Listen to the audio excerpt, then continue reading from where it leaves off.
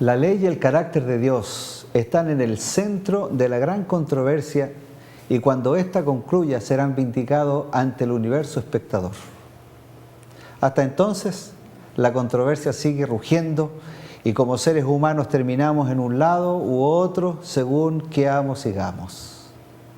En las palabras de Bob Dylan, has de servir a alguien, puede ser al diablo o puede ser a Dios, pero has de servir a alguien. Quienes elijan servir a Dios lo hacen por amor a causa de lo que Cristo hizo. Habiendo sido sepultados a través del bautismo con Cristo en su muerte, el cuerpo del pecado fue destruido y ya no necesitan servir a su amo anterior, el pecado, sino que son libres para obedecer a Dios y su ley. Esta semana consideraremos la naturaleza de la ley, su propósito y su relación con la gracia salvadora de Dios. Bien comprendida, la ley de Dios ayuda a revelar lo que la gracia de Dios nos ofrece en Cristo. Bienvenidos a Lecciones de la Biblia.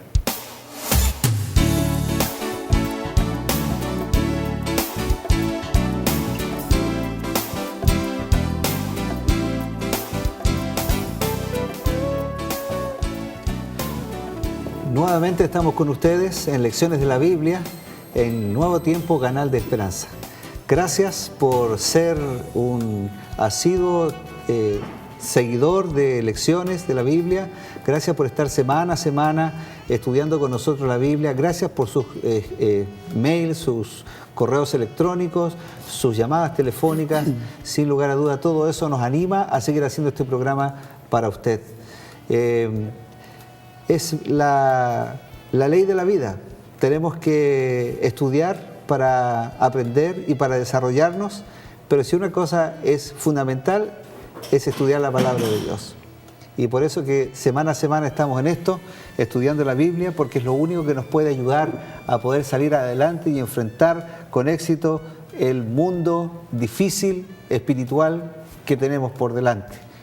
Esperando esa bendita esperanza, esperando la venida pronta de nuestro Señor Jesús, donde finalmente todo esto habrá de terminar, habrá de concluir para éxito de Dios y para la gloria de Dios y para la felicidad de la raza humana.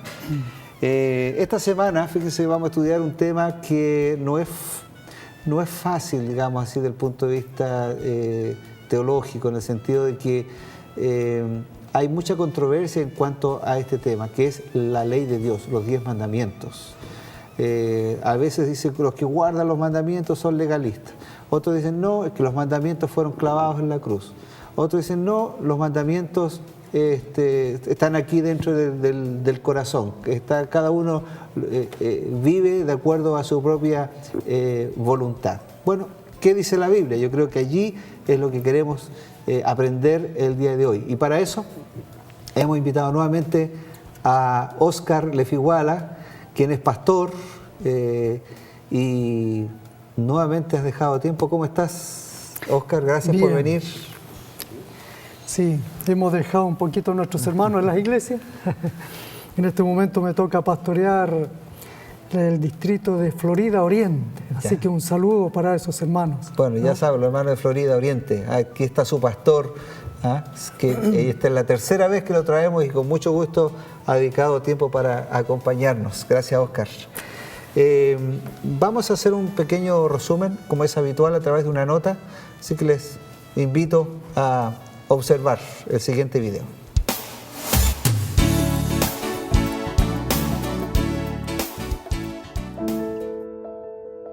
La Torá es el libro sagrado y también conocido como guía espiritual del pueblo de Israel. Torá es una palabra hebrea que significa acometer y también dar un tiro, de ahí que también se le conozca como la guía para dar en el blanco. Con el transcurso del tiempo se le ha acogido como el precepto moral tanto de Oriente como de Occidente, aunque cabe aclarar que en la mayor parte occidental del mundo se sigue la Santa Biblia donde se encuentra incluida la Torá. Esta inclusión se refiere únicamente al texto de los 5 primeros libros de la Biblia, que para los cristianos se llama Pentateuco. Estos libros son el Génesis, Éxodo, Levítico, Números y Deuteronomio.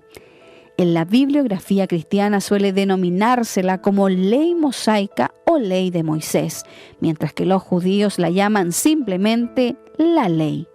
Además, en la tradición judía se explica la manera en que los integrantes del árbol genealógico de la familia de Moisés alcanzan concordancia en años hasta la generación de Adán, con lo que se explica su experticia y conocimiento en cuanto a la historia del pueblo hebreo.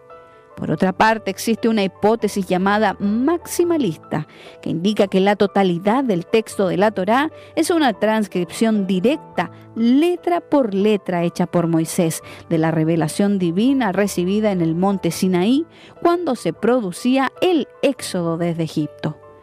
Los judíos también siguen la Tanaj, que es el compendio que reúne los libros del Nevi'im y el Ketuvim. El primero agrupa a los profetas menores y mayores y el segundo se refiere a los escritos como los Salmos, Proverbios, Crónicas y Daniel, entre otros, los que también están en la Biblia. La estimación científica del origen histórico de la Torá es aún muy discutida. Según los cálculos contemporáneos, los fragmentos escritos más antiguos del texto se remontarían al siglo VII a.C. Al respecto existe una hipótesis llamada documentaria. Sostiene que el texto actual de la Torá es el resultado de una compilación realizada en territorios israelitas alrededor de la época de Esdras el escriba, de al menos 4 fuentes distintas, cada una de las cuales relataría la historia completa de Israel.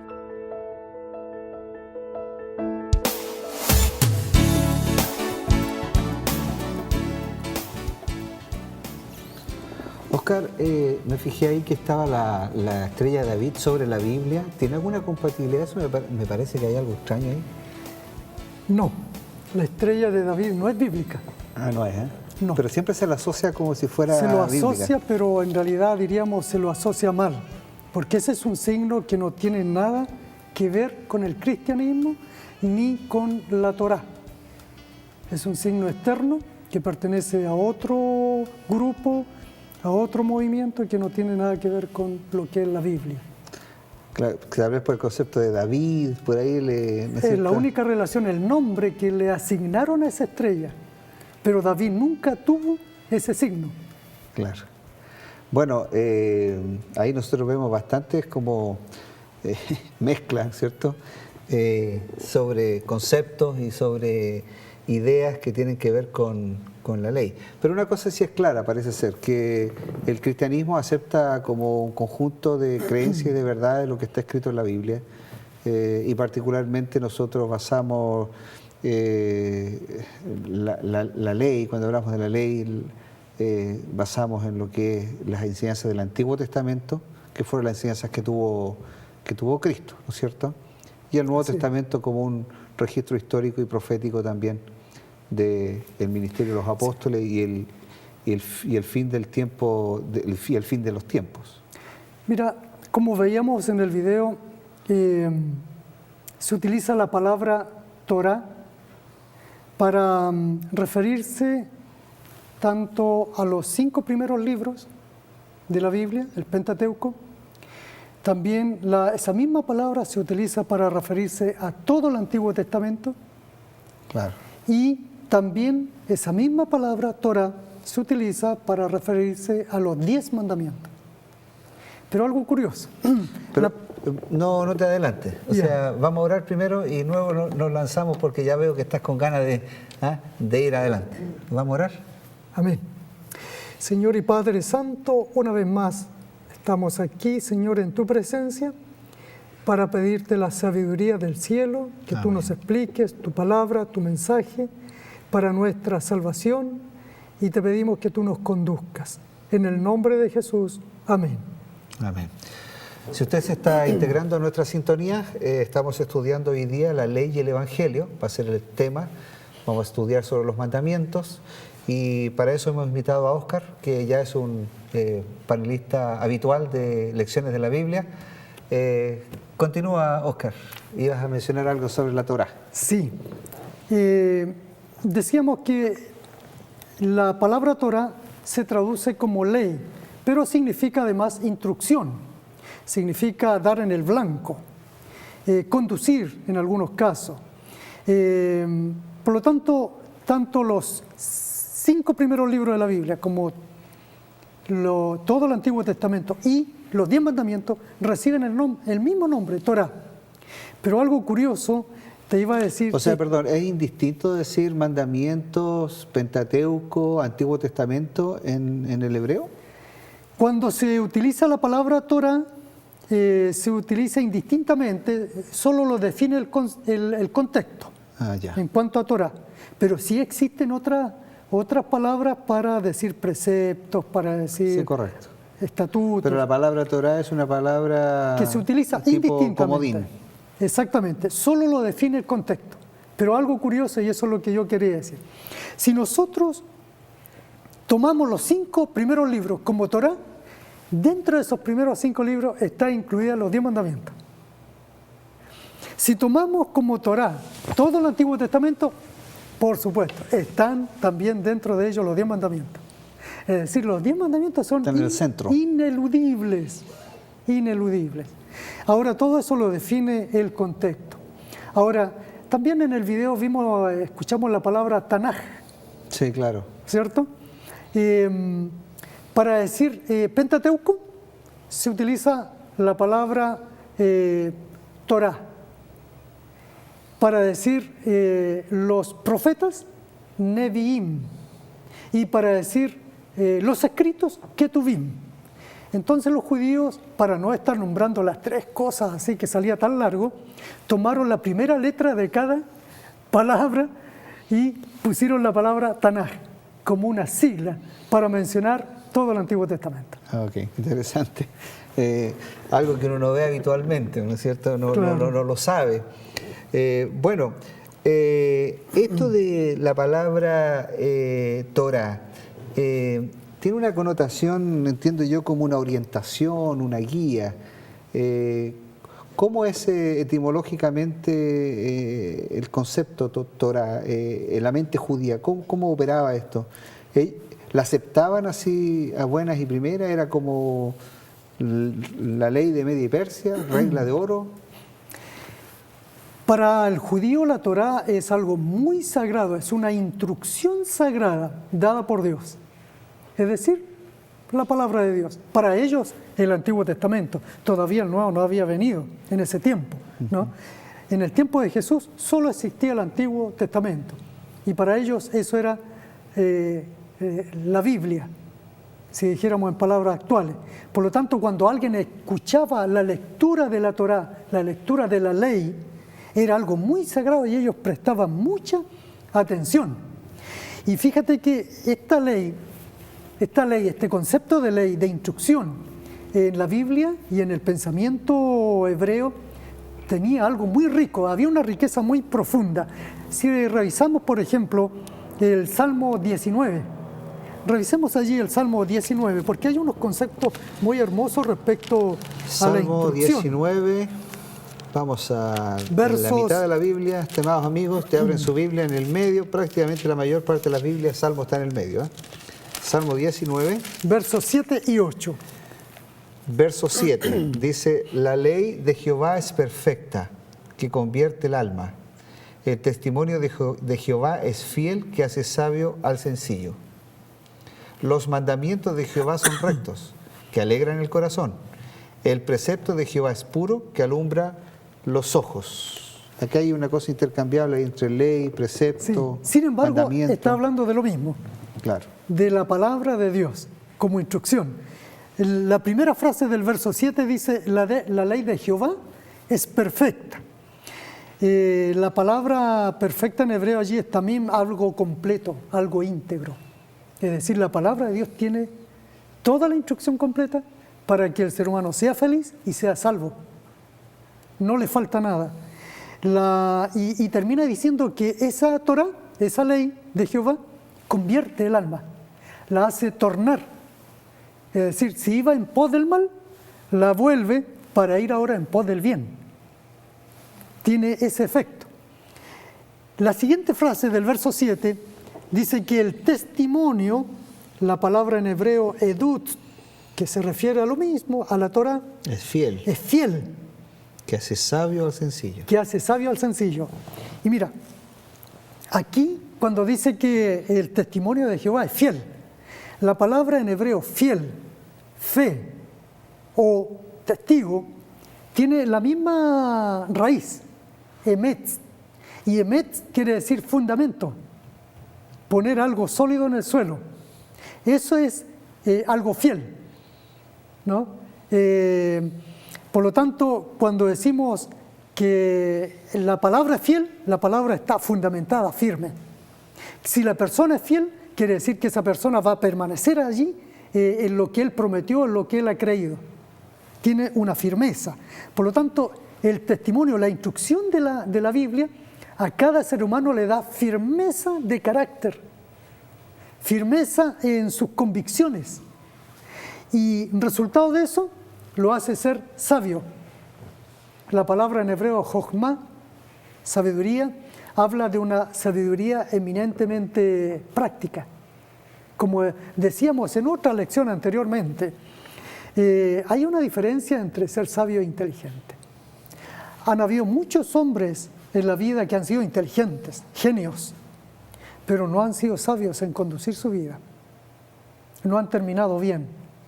Qué importante es ser sabio en las cosas prácticas, en conducir un hogar, en tomar buenas decisiones, en criar bien a los hijos, en encaminarlos bien, tomar buenas decisiones en la vida. Esas son cosas sabias que al final redundan en felicidad del hombre. Si vamos al verso 8, dice, los mandamientos o preceptos de Dios son rectos, no torcidos. Que alegran el corazón. En chileno decimos, no nos gustan las cosas chuecas, torcidas. Qué lindo que los preceptos de Dios son rectos. ¿Ya? Y, resultado, alegran el corazón. Traen felicidad. Claro. Qué lindo eso cuando uno adquiere algo y eso le trae felicidad. Y termina diciendo que los mandamientos de Dios son puros. La palabra utilizada aquí en hebreo para mandamientos es maxot. En singular sería mixbah. Ese nombre se le daba a los panes sin levadura en la fiesta de la Pascua. Ya, y como vamos, esto nos va a ampliar un poquitito, este concepto de pureza, vamos a hacer una pequeña pausa porque para mantener la pureza del programa. Ya volvemos 30 segundos, tal vez, un poquito más, y estamos de vuelta con Lecciones de la Biblia.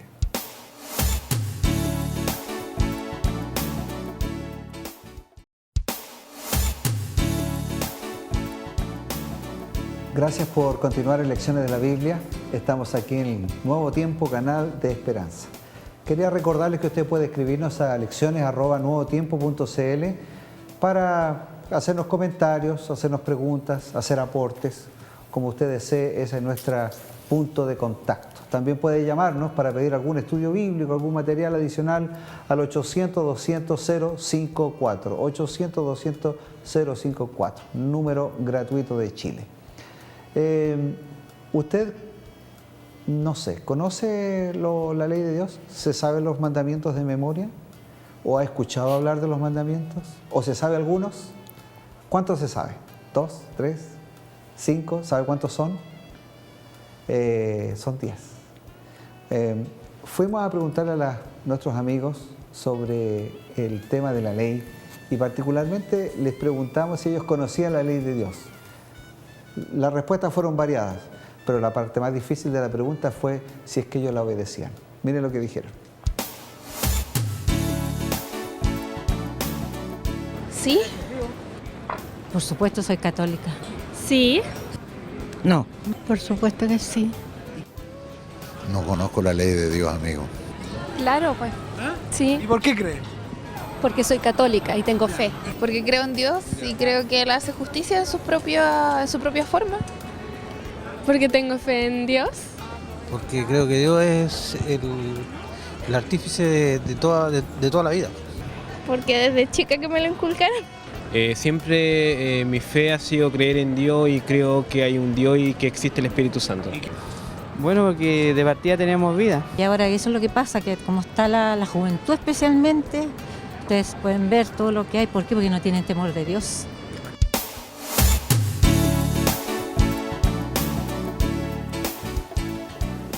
Bueno, ¿qué opinas? Hay gente que cree y gente que no cree. Sí, esta vez sí tuvimos bastantes personas que sí creían, ¿eh? Claro. Y eso lo habla, eso es lindo, eso hace bien. Claro. Y bueno, también había un señor que no conocía la ley de Dios, decía, ¿no? También. Hay tanta gente que no sabe, ¿no? Que no ignora, desconoce, tal vez porque no tuvo la oportunidad, nada más, no ha tenido como la opción para que alguien le explique, ¿eh? Como el etíope, ¿cómo puedo saber si alguien no me enseña? Correcto. La importancia de estos estudios, ¿no? Y de poder estudiar juntos la Biblia. A lo mejor si dedicamos más tiempo al estudio de la Biblia, nos va a permitir tener un conocimiento más vasto del Señor. Y eso le va a ayudar no solamente a usted, nos ayuda a nosotros, no crea, porque día a día, al presentar estas lecciones, nos obliga a intentar profundizar en ellas. Y le puedo decir que estudiar la Biblia, estudiar la palabra de Dios es algo que realmente hace bien. Estamos estudiando la ley y el Evangelio. Si usted se incorporó hace poco a nuestra sintonía, estamos estudiando los mandamientos, estamos estudiando la Torá, qué significa la Biblia, de qué manera la Biblia impacta nuestra vida. Y estamos diciendo que los preceptos de Jehová son puros, y ahí te habías quedado, la parte puro. A ver si nos amplías más eso. Decíamos que esta palabra mandamiento en hebreo es matzot. Estamos leyendo Salmos 19:8. Dice, el precepto de Jehová es puro, que alumbra los ojos. Ese era el texto. Sí, y decíamos entonces que la palabra mandamiento que se utiliza aquí en este caso es la palabra matzot. Y esa palabra, ese nombre, se le da a los panes sin levadura en el ritual de los panes sin levadura en la Pascua, ritual judía. Eso quiere decir que en aquel entonces, cuando ellos comían ese pan sin levadura, ellos estaban comiendo simbólicamente los mandamientos de Jehová, ya los mandamientos de Yahvé. Y Dios desea eso, que nosotros internalicemos sus preceptos. Nos comamos la ley. Correcto. Y de tal manera lo entendió el apóstol Juan, que el apóstol Juan llegó a decir, hermanos, en esto conocemos, que conocemos a Dios, ¿no? Si guardamos sus mandamientos. Y el que dice que le conoce y no guarda sus mandamientos, el tal es mentiroso. Aquí hay un asunto de conocer, pero a la vez un asunto práctico. Si decimos que le conocemos, ¿cierto?, debemos guardar sus mandamientos. El conocer es un asunto teórico, pero el guardar sus mandamientos, obedecer a Dios, la obediencia es un asunto práctico. Ambas cosas deben ir unidas. Si yo digo que conozco a Dios y no le obedezco a Dios, entonces paso a ser un cristiano falso. Para que yo sea un cristiano verdadero, tiene que haber una congruencia entre lo que yo he aprendido y lo que vivo. Oscar, en la Biblia hay como un intercambio de leyes. Por ejemplo, habla de las leyes ceremoniales, de las leyes civiles, de las leyes morales. ¿Cómo distinguimos nosotros la Torá de las otras leyes judías? Porque cuando vamos al Nuevo Testamento, uno de los grandes problemas que se presenta es el hecho de que se dice que Cristo abolió la ley, ¿cierto? Entonces, ¿hay más leyes aparte de los mandamientos? Sí. ¿Cuáles? Habían bastantes leyes. En realidad, mira, yendo al fondo del asunto, es que en el santuario, que era el centro de culto, de reunión con Dios del pueblo judío, el pueblo hebreo, había una diferencia entre Torá y Torá, entre ley y ley. Una era un libro que Moisés escribió, en donde estaban toda la instrucción que Dios le encomendó. La escribió en rollos y fueron puestas al lado fuera del arca. Pero la Torá, la ley que Dios escribió con su propio dedo, que fueron los 10 mandamientos, que le entregó Dios en el Sinaí, esas se pusieron dentro del arca.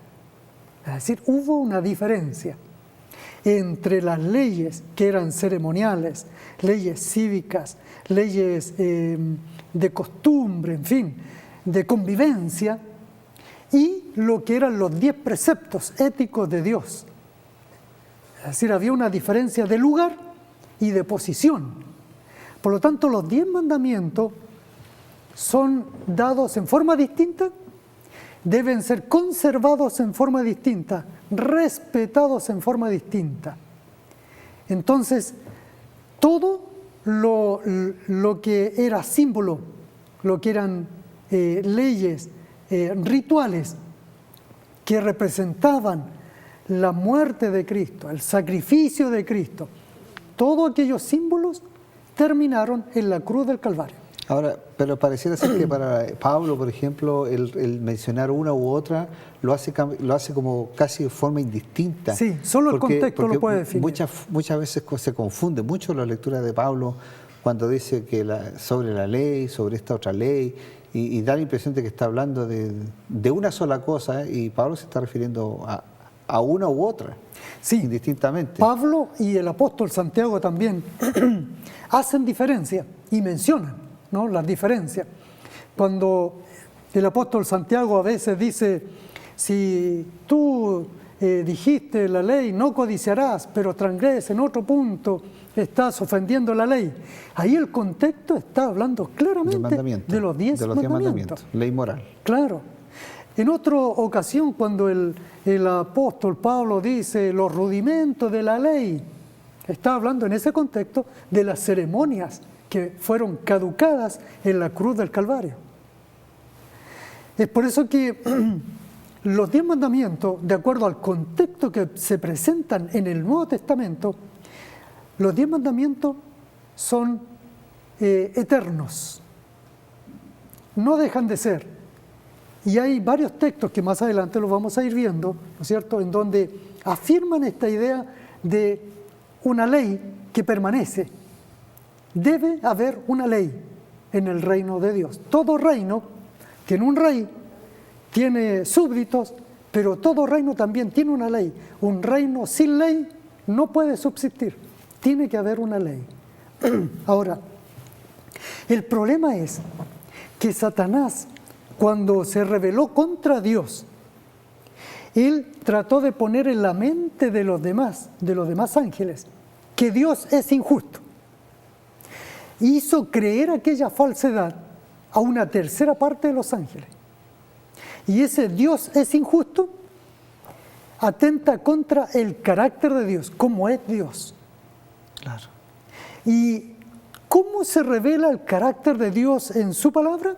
A través de sus preceptos, a través de sus leyes, porque su ley es el reflejo de lo que es Dios. Por lo tanto, cuando Satanás dijo que Dios es injusto, estaba diciendo al mismo tiempo que su carácter es injusto. Y al decir que su carácter es injusto, está diciendo que su ley es injusta. Y entonces en muchos ha surgido en la mente de ellos que la ley ya no vale, que la ley no existe, siguiendo indirectamente la insinuación del enemigo de Dios, que quiere que no haya ley. Bueno, eso es muy sutil, ¿no? Es muy sutil, porque eso está desenmascarando claramente la forma subterránea, oscura, en que Satanás va menoscabando poco a poco la verdad, va menoscabando los conceptos de fe que las personas van desarrollando. Ahora, y en esa confusión termina uno finalmente diciendo, bueno, la ley de Dios no es tan importante, ¿no es cierto? No tiene tanto valor, claro, porque finalmente lo que importa es lo que nosotros consideramos como bueno. Y fíjate que también ha surgido en la mente de algunos que los 10 mandamientos comienzan a existir desde el monte Sinaí en adelante. Y piensan que de esa manera entonces los 10 mandamientos son solo para los judíos. Sin embargo, antes que existiera el pueblo judío, antes que existieran los israelitas, en la Biblia encontramos que existen los principios de la ley. Veamos algunos casos, ¿te parece? Sería bueno porque no es solamente leyes y vayamos judías. Entonces allí al libro de Génesis capítulo 35. Génesis 35 ya. Capítulo 35 y el versículo 2. Entonces Jacob dijo a su familia y a todos los que con él estaban: quitad los dioses ajenos que hay entre vosotros y limpiaos y mudad vuestros vestidos. Fíjate.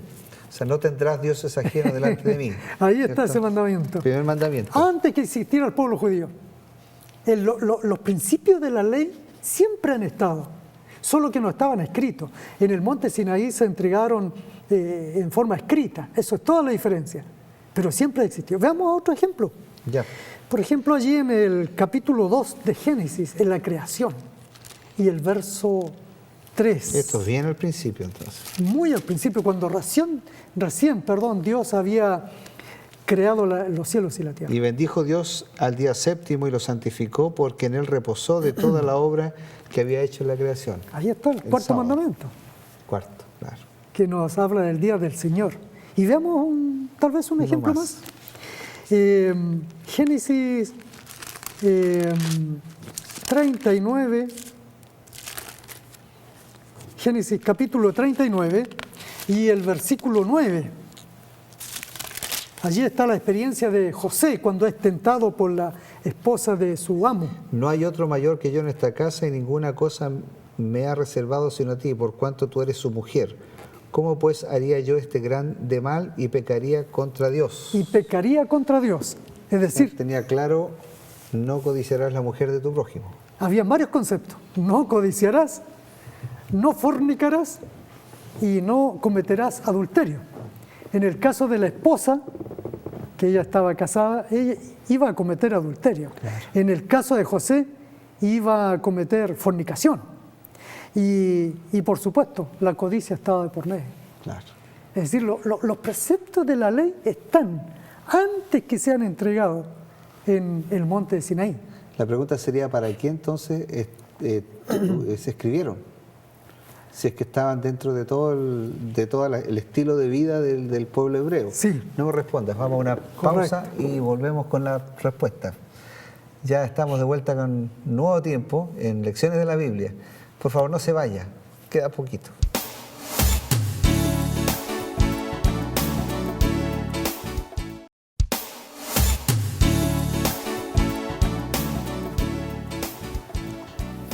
Está en compañía de Nuevo Tiempo, Canal de Esperanza, en el programa Lecciones de la Biblia. Si usted se incorpora recién a nuestra sintonía, queremos decirle que estamos estudiando sobre la ley de Dios, la Torá, los mandamientos, los preceptos, y cómo todos estos elementos se van conjugando unos con otros para entender realmente qué es lo que Dios espera del punto de vista de nuestra lealtad y de qué manera también el enemigo intenta socavar esta maravillosa ley, este maravilloso principio que refleja el carácter de Dios, que es la esencia del carácter de Dios y que quiere borrarlo completamente de nuestra mente. Estamos estudiando estos temas con Óscar, él es pastor. Óscar, tú eres pastor del distrito, me dijiste... De Florida Oriente. Florida Oriente. Así que un saludo a los hermanos de Florida Oriente. Su pastor acá está haciendo una muy buena obra. No sea que algunos hermanos se sientan de otra iglesia, también a mi distrito anterior, ¿no? Un saludo para ellos. ¿Cuál era? La Granja. Ah, La Granja. Bueno, ya está. Los hermanos de La Granja se sienten saludados también. ¿Ah?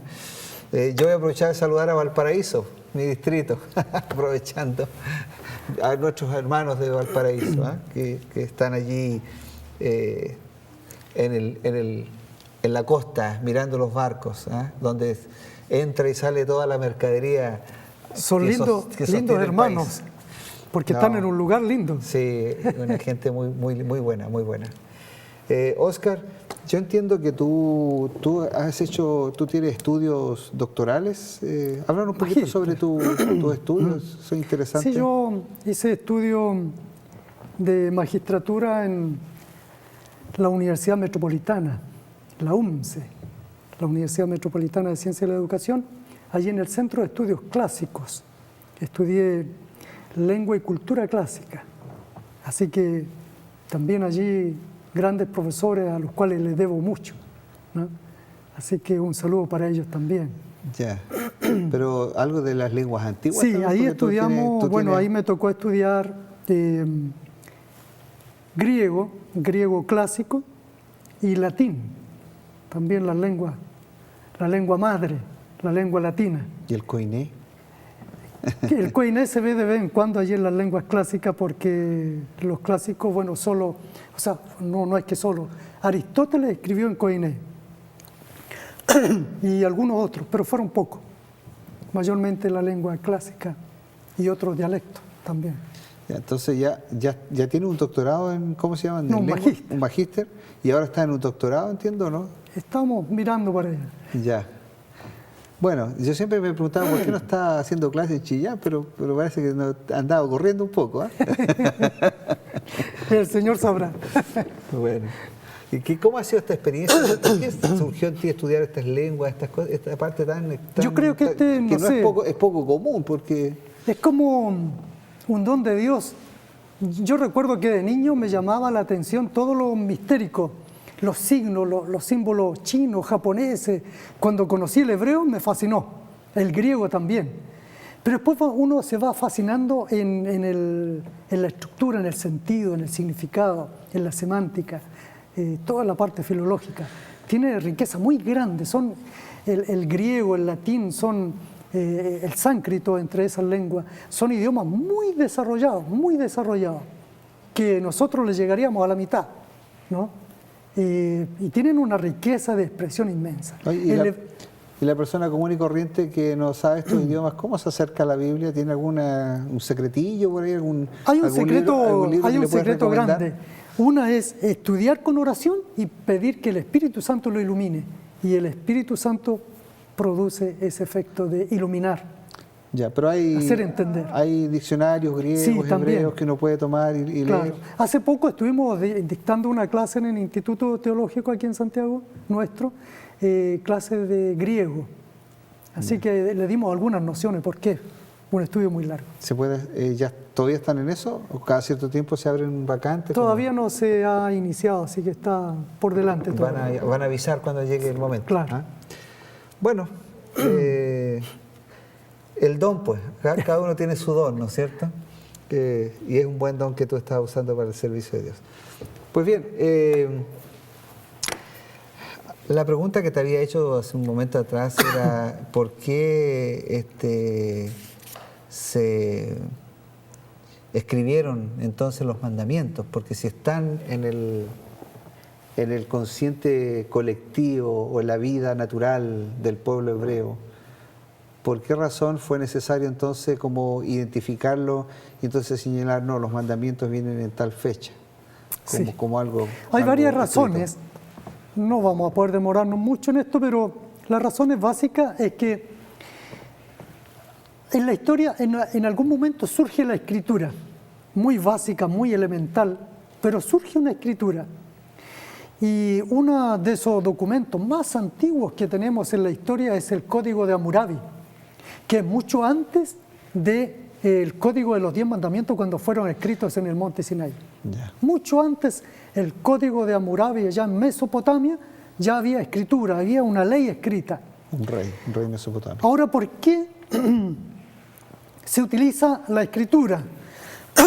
Porque el hombre duraba muchos años viviendo, nosotros eso lo tenemos allí en los primeros capítulos del libro de Génesis, capítulo 5 especialmente, en donde los hombres vivían 500, 700, 800, 700, hasta 900 años.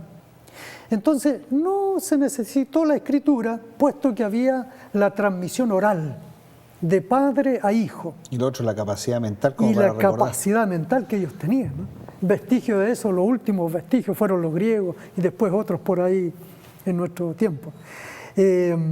Así que ellos transmitían todo el conocimiento oralmente y tenían mucho tiempo para hacerlo. ¿Te imaginas 700 años contando cosas? No quedaba nada más por contar. Se contaba todo y con detalle. Después los hombres, a causa del pecado, Dios los hizo disminuir en su edad. Y vivieron 200, 300, y después se acortó la edad a 70, 80. 80. Lo más robusto, dice. Claro, y uno que otro pasa los 100 por allí, pero uno que otro. Pero ese es el límite. Debido a eso, Dios tuvo que preservar su mensaje a través de la Escritura. porque nuestra mente ya no iba a alcanzar para reproducir aquello. Y se necesitó la escritura, y hoy en día, tú sabes, tenemos millones de libros y otros sistemas de comunicación también. Tú estás respondiendo en forma más amplia. Yo me refería también a los mandamientos propiamente tal, a la ley de Dios. Sí, correcto. Porque si estaba escrita la razón por la que la ley de Dios se escribe. Sí. O se Esa es materializa. una razón, porque ya el ser humano iba a vivir muy poco y se necesitaba escribir. Y otra porque los mandamientos de Dios son únicos, son muy sagrados. Y entonces Dios mismo se encarga de escribirlo, para que no sea que el hombre le haya cambiado palabras. Porque Dios pudo haberlo hecho a través de solo la inspiración. Si le muestra y el hombre después escribe por impulso divino, ¿cierto?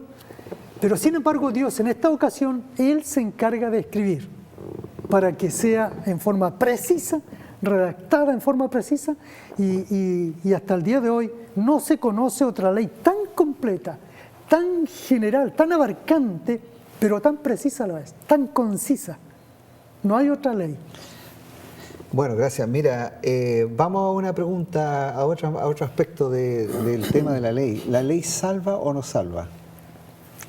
En esto de materia de salvación. Pareciera ser que la pregunta equivocada sería preguntar si la ley salva. No diría tal vez preguntar si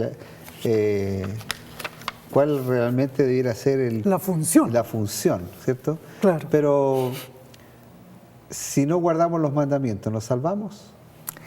Mira, yo creo que sería bueno pedirle al apóstol Pablo que nos explique un poquito, leamos un texto allí, por lo menos de Romanos, en el libro de Romanos,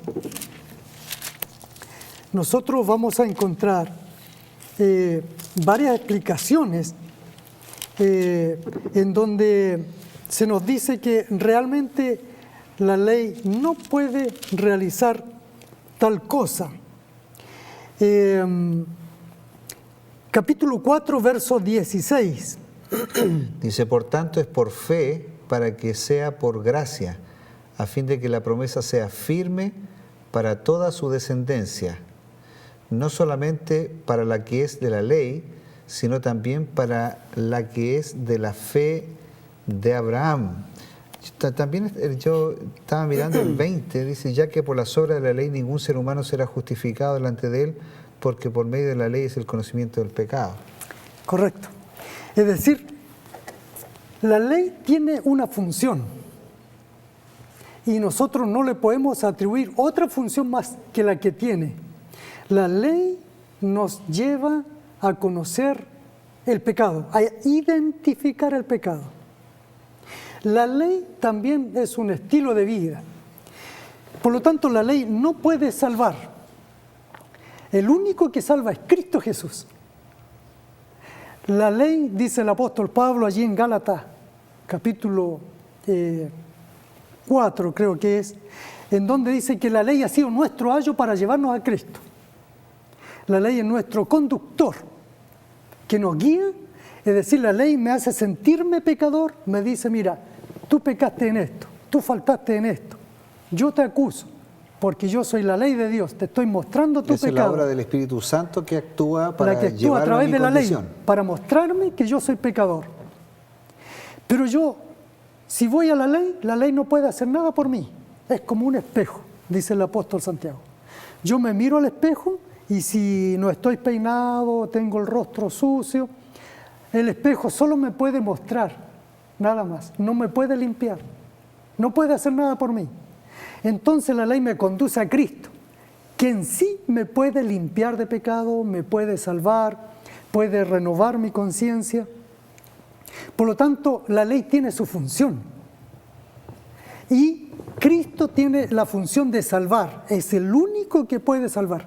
Por lo tanto, la ley no salva, conduce al Salvador. Ahora, tú me dijiste en un momento, no sé si fue en el descanso, que si no tuviéramos la ley no tendríamos necesidad de la cruz. Sí. Fíjate que qué bueno ese planteamiento que tú haces. Vamos a consultar un poco a la Biblia Porque vamos a ver el proceso de la salvación y cómo esto se interrelaciona la ley con el Evangelio. Tenemos que hacerlo rápido, que nos quedan 3 minutos. Así que vamos rápido. Correcto. Allí en Romanos capítulo 3, verso 31, 3:31. Luego por la fe invalidamos la ley en ninguna manera, sino que confirmamos la ley. El apóstol Pablo deja muy en claro que la ley no es invalidada por la fe. La ley permanece. Los 10 mandamientos permanecen. Y esta ley tiene una función. Allí en Romanos 7:7, leamos ahora Romanos 7:7.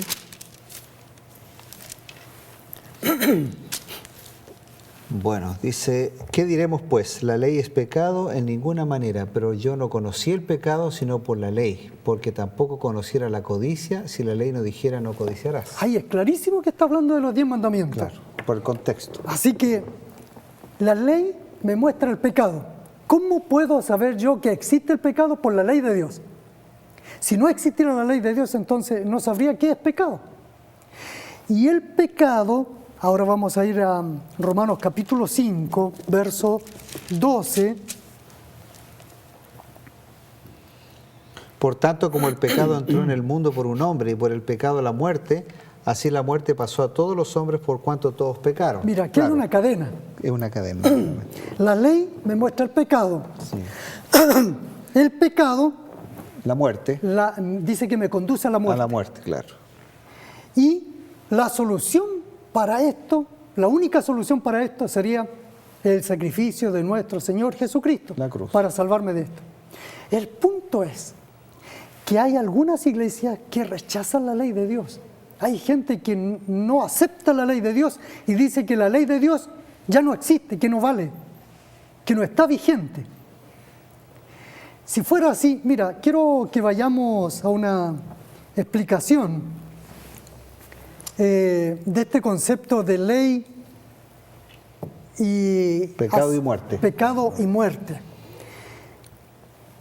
Vimos allí en Romanos capítulo 3:31 que la ley no es invalidada por la fe, existe, permanece. Y la ley tiene por función mostrarme el pecado. Alguien podría decir, no, si el pecado no existe, si el pecado es un asunto mental. Si tú piensas que es pecado, es pecado. Si tú no piensas que es pecado, entonces no es pecado. No, la ley define el pecado. Y el pecado dice que me lleva a la muerte. ¿Y sabes qué? La muerte sí que no se puede negar. Porque la muerte sí es real. Porque yo he estado en muchos sepelios, he tenido que hacer muchos oficios y he visto llorar a la gente. Y la gente no está haciendo teatro. Porque la muerte es verdad, es verdadera, es real. Por lo tanto, este proceso también es real. Y si este proceso es real, entonces es real también la cruz como salvación. Cristo es la solución final para el pecado y la muerte. ¿Te imaginas, Patricio, si nosotros elimináramos aquí la ley? Decimos, no, si la ley no existe. Entonces no tendríamos cómo definir el pecado. Claro, no tenemos una base. No tenemos base. Entonces estamos obligados a decir que el pecado no existe, porque no hay quien lo defina. Y entonces no hay pecado y no hay muerte. Pero eso no lo puedo negar. No, la muerte es real. Porque todo el mundo sabe que las personas mueren y lo llevan al cementerio, y eso es real. Por lo tanto, no podemos eliminar la muerte. Eso quiere decir que Cristo es real. Si nosotros, te imaginas que elimináramos la muerte, decimos, no, si la muerte no existe. Entonces no existe pecado, no existe muerte. Ley. Entonces, ¿para qué la cruz? ¿Para qué murió Jesús? Si Jesús venía a morir por los pecadores, entonces no tendríamos necesidad de un Salvador. Sin embargo, Cristo es real, Cristo murió, y la muerte es real y el pecado es real. Y todo eso depende de la ley que lo define. Por lo tanto, no podemos eludir aquello que está en la palabra de Dios. Amigos, mire lo sutil que es el enemigo, cómo él va menoscabando. Si él logra desbaratar la ley, logra desbaratar el carácter de Dios, entonces invalida la cruz. Por eso es que es tan importante aceptar los mandamientos de Dios y particularmente, como decía Óscar, comerlos, necesario comerlos para internalizarlos, porque eso produce luz, da brillo a la vida cristiana. Se nos acabó el tiempo, Óscar. Gracias a Dios que tenemos la esperanza que es en la cruz de Cristo. Amén. Él es el único que nos puede otorgar eso que tanto anhelamos. Y la ley de Dios no es otra cosa que esa esperanza, no es otra cosa que esa seguridad que tenemos en que la vida no está al azar, que nuestro mundo no va a la deriva, sino que nuestro mundo se rige por leyes que están bien establecidas por el Señor para nuestro bien y nuestra salvación.